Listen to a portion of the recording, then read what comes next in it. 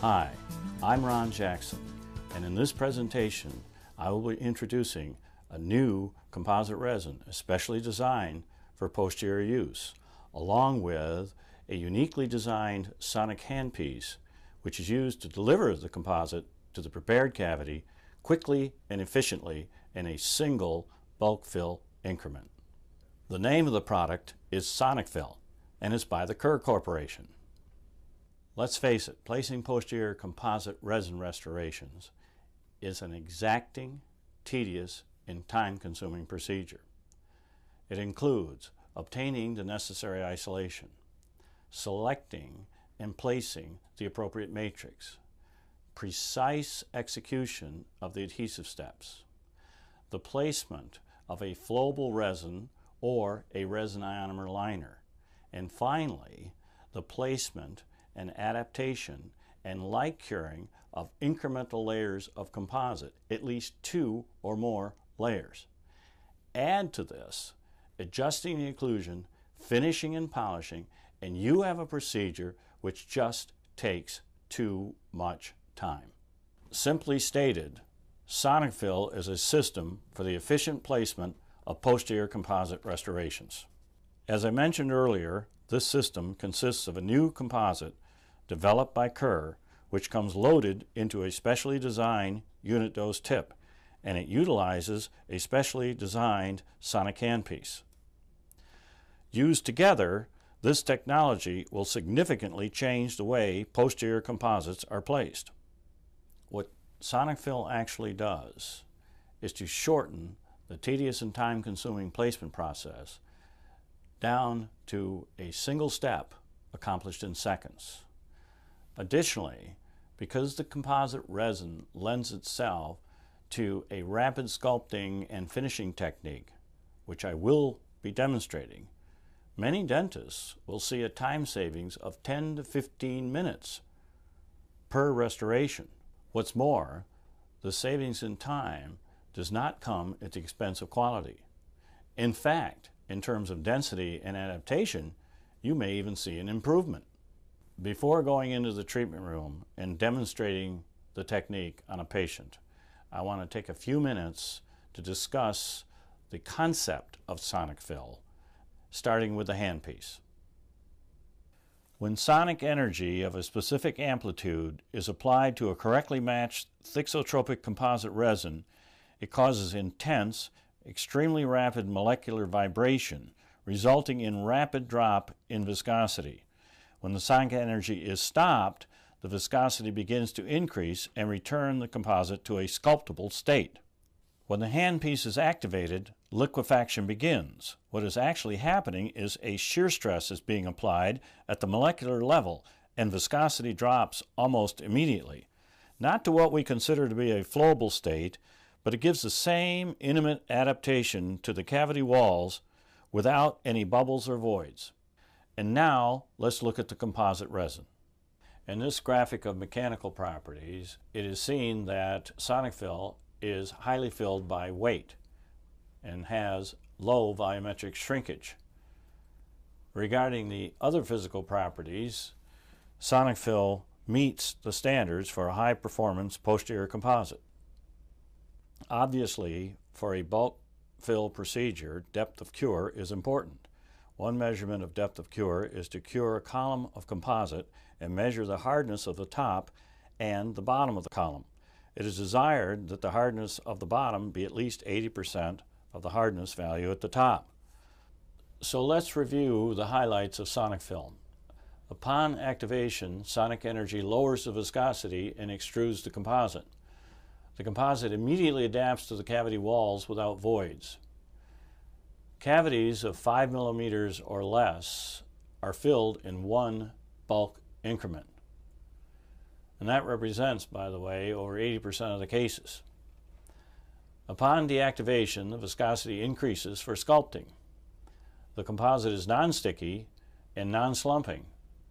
So now, let's go into the treatment room and see just how well SonicFill performs. Here we are in the treatment room, and before I begin, I'd like to introduce my clinical assistant, Geraldine Dickinson, and our patient for the day, Dr. Bob Gallegos.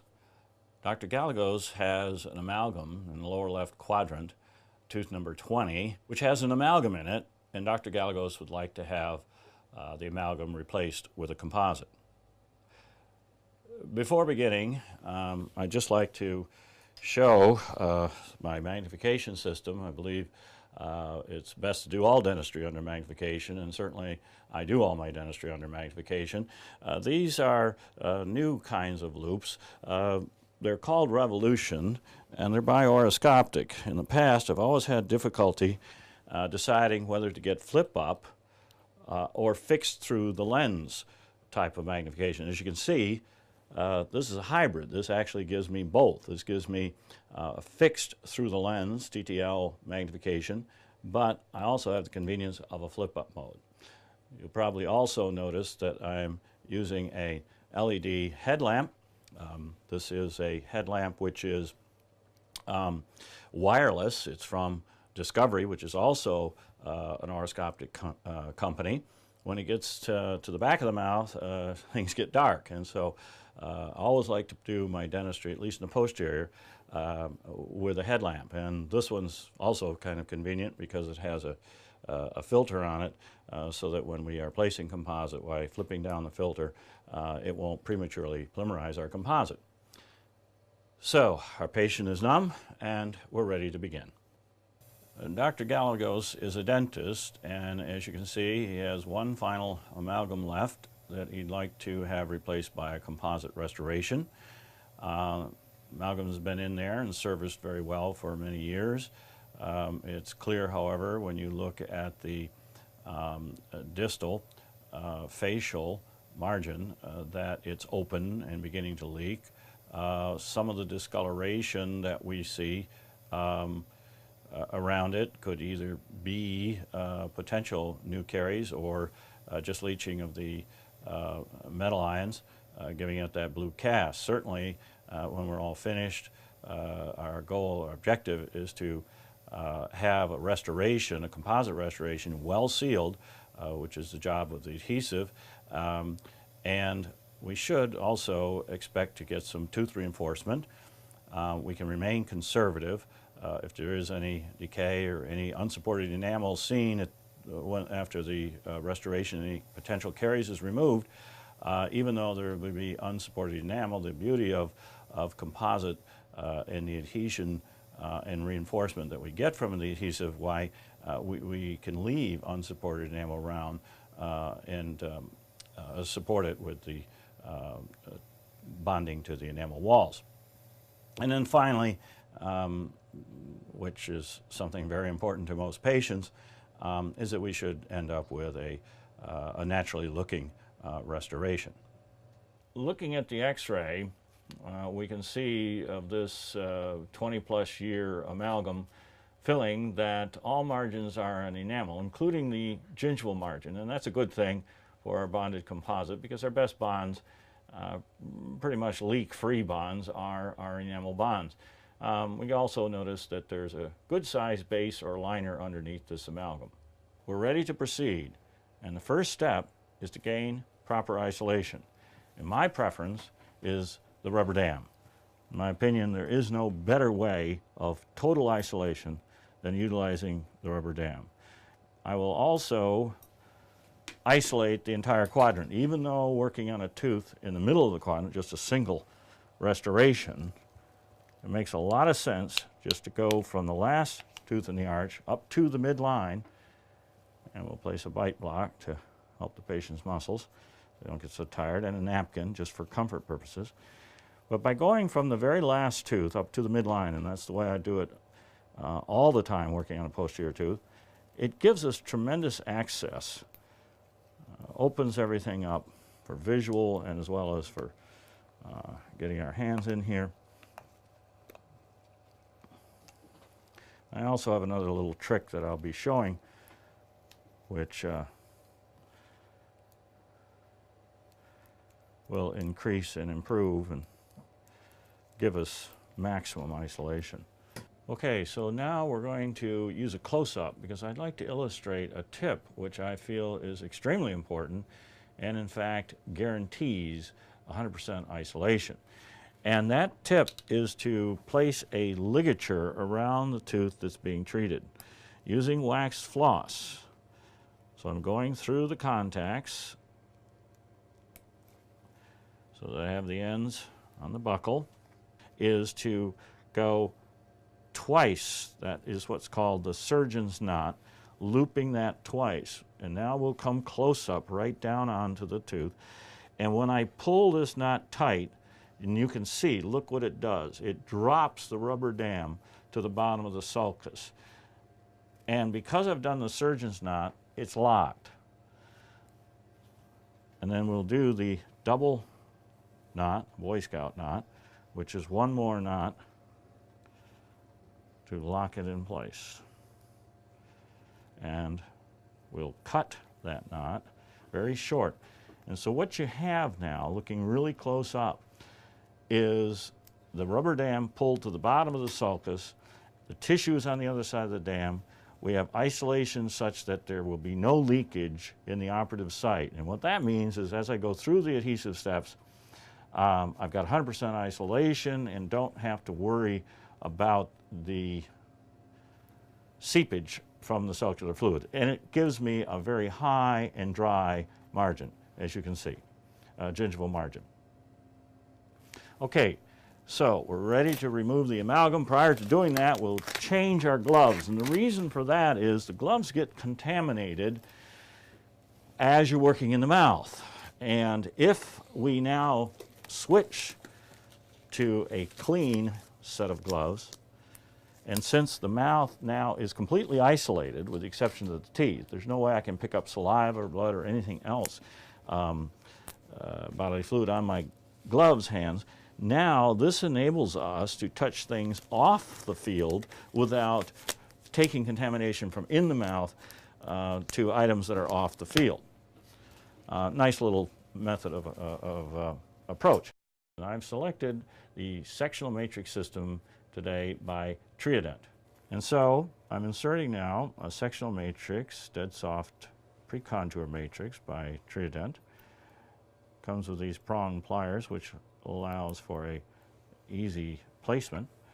We'll place a wedge, which also has a little hole in the back of it.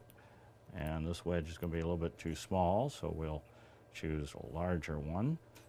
This is also by Triodent. And the purpose of the wedge, of course, is to close that gingival margin and give us a seal.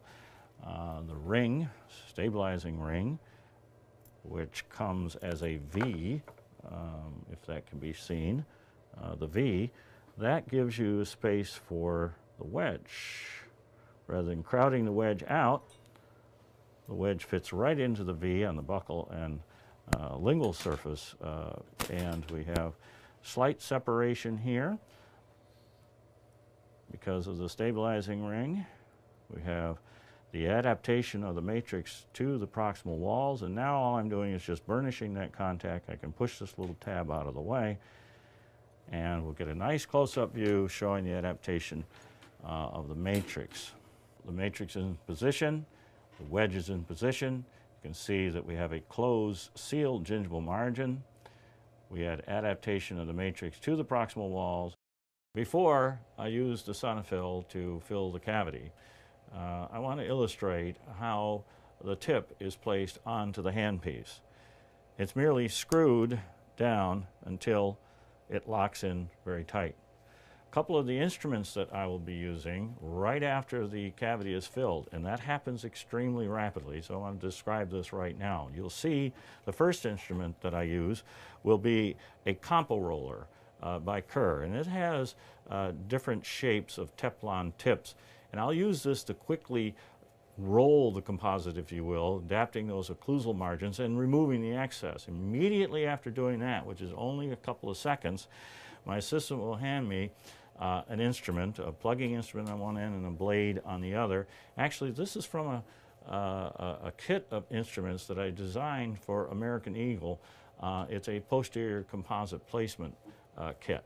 And so I'll quickly use these three instruments to sculpt, carve, and shape. And that'll be a very rapid procedure as well. So this is why I wanted to describe them before we begin. One more other note that I want to make is that when the procedure is being done, I will do the procedure with the light filter, the orange filter, over my LED light. So you're going to see a dimming of the light as the procedure occurs. And the point to note is how rapidly the procedure is accomplished in one bulk fill increment. Before initiating the sonic energy, I just wanted to illustrate the access of the tip into the bottom of the cavity. It has an ideal curvature, and I haven't been able to find any area of the mouth that I could not reach with this tip. I'm going to initiate this. This will be a very, very rapid procedure, and the cavity fills up literally like that in seconds in a single bulk fill. The instrument being used first is the compo roller to smooth and actually kind of adapt as well as remove excess. Next, I'll go to the American Eagle instrument, starting with the plugger to get a little bit more adaptation.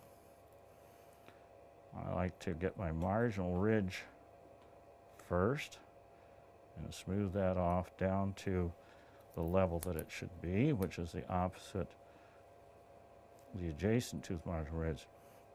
What I really want to point out here is the fact that the material at this point has not returned all the way to its uninitiated state. Easily carvable, very easy to work with and shape.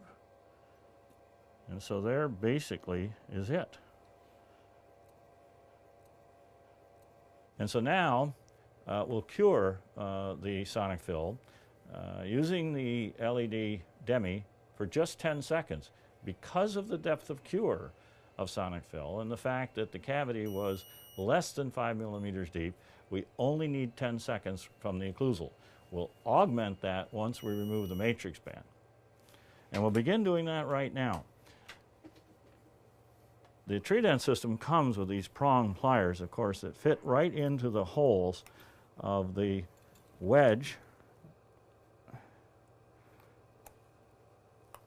So it's easy to remove that. We'll remove the stabilizing ring. And a little trick for taking the matrix out, that you see the holes on the each side of the matrix. We teeter-totter this thing. We just grab that through the hole and then up and down, and you'll see how simple and easy that matrix comes out.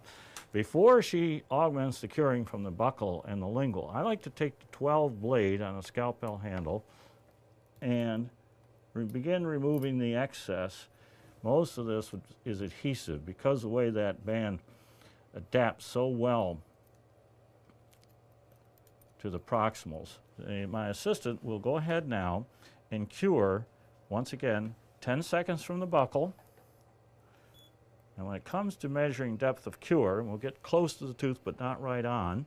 She'll do it in 2 5-second increments. In other words, she'll switch over because of sometimes the heat's produced in with these LED lights, these high-powered LED lights. So the 10 seconds will be done 5 seconds at a time from the buccal and lingual back and forth.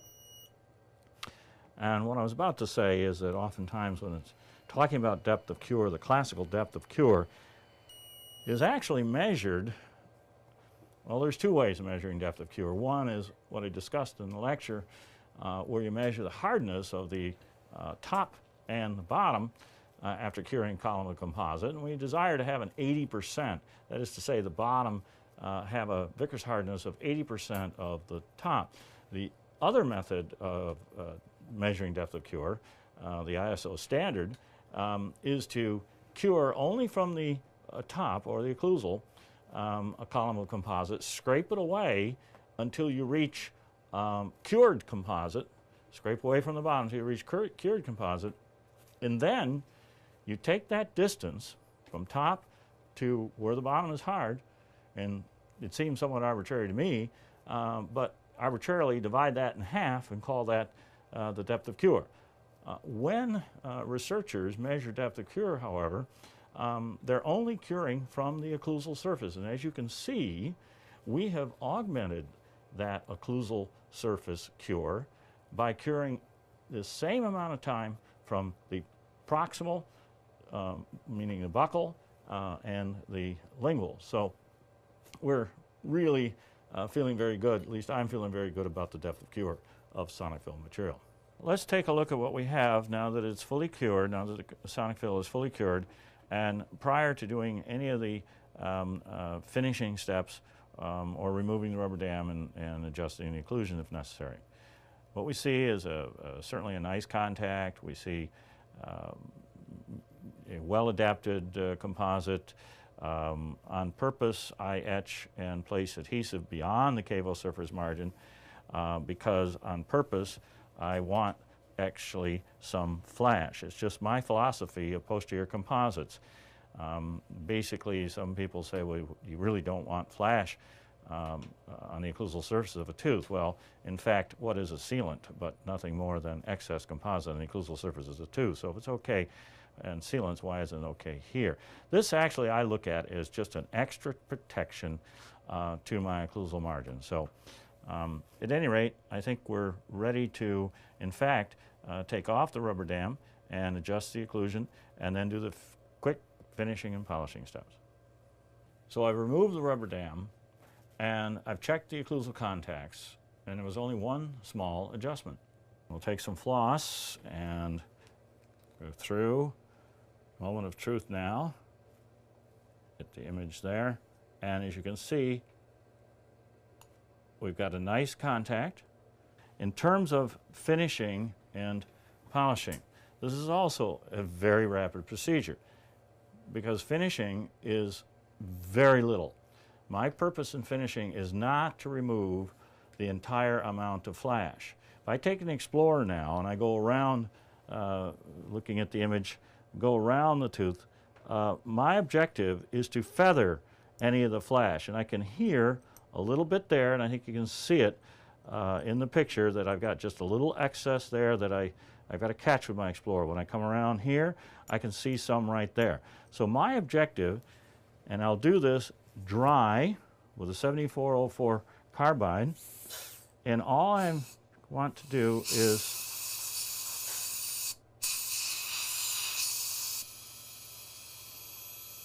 take and feather that flash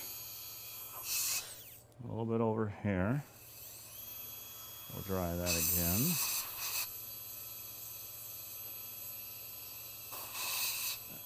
And that's it. That's the entire finishing process. There's a nice system, and it's called Pro Gloss by Axis, and it's a one-step rubber finishing polishing system. And all I really want to do is remove, and this is used wet on medium speed, I'll slow it down, used wet medium speed, and I'm really just kind of finishing those margins, and I'm going over the entire composite restoration, SonicFill restoration, and really all my purpose is to remove the air inhibited layer. What you're going to see is a very, very smooth, and that's it. That's my entire finishing, smoothing. I've eliminated the air inhibited layer. To get the high shine, I'm going to use a silicon carbide impregnated bristle brush called the Occlu brush, again by Kerr. And because this material is so smooth, there's really just nothing to use in terms of smoothing with rubber instruments and spending a lot of time doing it. But if I just take this, and I may have to use the point in order to get down into these fosses and grooves a little bit. But you'll get a high shine. Not that that is that significant. It's more for the pictures and, you know, the initial view the patient has of it. Before dismissing the patient, we'll take one final look. And of course, the restoration does look lower in value. The reason for that is the teeth are very high in value. They've been desiccated for the time that they've been under the rubber dam. When the teeth rehydrate and drop in value, then you will see the blending of that restoration. We have a good contact, reasonably good anatomy, certainly more than adequate finish and polish. Margins look good, and so I think we're done.